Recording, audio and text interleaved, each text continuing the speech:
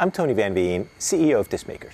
In my last video, I discussed how the major streaming platforms are using a system of pro rata royalty calculations that tend to really favor the major labels and their artists. And it also means that in many cases, the majority of your subscription payment goes to cover royalties for those major artists who you may have never listened to. If you haven't seen that video, I recommend checking it out before you watch this one. There's a link in the description below the video. Clearly, pro rata royalty calculations are suboptimal and perhaps just plain unfair to independent artists. So what if there was a company who tried to do it differently, who decided to take your subscription royalties and divide them just to those streams from those songs and those artists that you listen to for the month? Well, that did happen, and we just got our first batch of data from the experiment. The company is SoundCloud, and in March of 2021, they announced they were switching their royalty calculations to what they called fan-powered royalties. That simply meant that all of your subscription dollars paid would be paid out in royalties only to those artists whose songs you streamed, after the company took their cut, of course. So, really cool to actually have data, as was recently reported by SoundCloud. And full disclosure, this royalty model was in place only for independent artists who owned the rights to their sound recordings and publishing. It covered only about 118,000 artists. The label content that was on SoundCloud kept getting paid along the old pro rata model. What were the findings? Well, research and consulting company for the music industry, Media, reports the following stats. For starters, 56% of artists ended up making more money with fan-powered royalties than they would have with pro rata. The more indie the artist, the more they typically ended up making extra. Artists making between $100 and $1,000 made 10% more. Artists making between $1,000 and $10,000 made 9% more. But the more interesting data by far is how disproportionately much superfans contribute to an artist's royalty payout.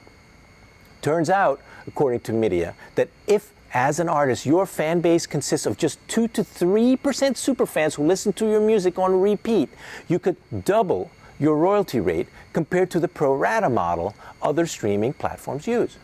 To triple your royalties, you would need to convert 4 to 5% of your fans to superfans. I mean, pretty interesting, right? Especially for niche artists whose fans might be more likely to be superfans. On a more macro level, there's another thing that fan-powered royalties do to change the essence of the music industry. They impact the importance of the stream count in a way that favors indies. Think about it. With the traditional pro rata royalty model, the more streams you get, the bigger your payout. So you get lots of artists angling to get onto huge playlists that drive streams. You get them employing silly tricks like putting out albums with 20, 30, sometimes 40 or more songs to goose their stream counts. And you get them recording shorter and shorter songs, as short as 2 minutes sometimes, so that there's more of a tendency for you as a fan to play them on repeat. Stream count doesn't matter nearly as much with fan-powered royalties. Let's use an extreme example. If I love one artist and in a month I listen to only their song and I only listen to that song 6 times the whole month and nothing else, I listen to nothing else, the calculation works something like this. I paid $10 for my subscription. The streaming company kept $4 or 40% for themselves to run their business, and the remaining $6 goes to the rights holder, whose song I streamed 6 times, one artist, so they make $6 from me, averaging $1 per stream in royalties. That's the power of fan-powered royalties.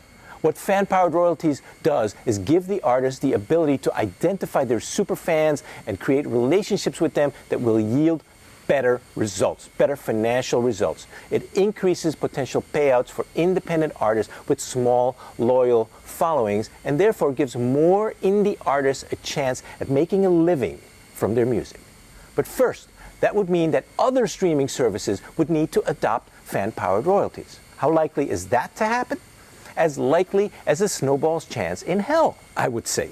Remember, With pro rata royalties, the major labels and their major artists are the big beneficiaries from the business model. All the majors were Spotify shareholders in the early days. Spotify had to give them all equity to get them on board with streaming. And some of the majors still have minority ownership positions.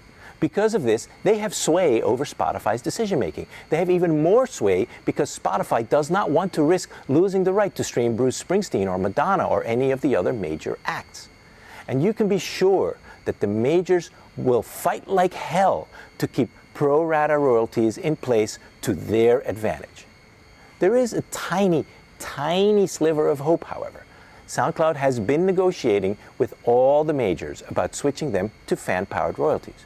And a few weeks ago, they announced that WMG, the Warner Music Group, one of the three majors, had agreed to switch to fan-powered royalties on SoundCloud. This is the first domino that's falling, maybe? Is this a trend that could be nicely favorable to independent artists? Time will tell. I don't hold out much hope, but let me know your thoughts in the comments below. See you next time.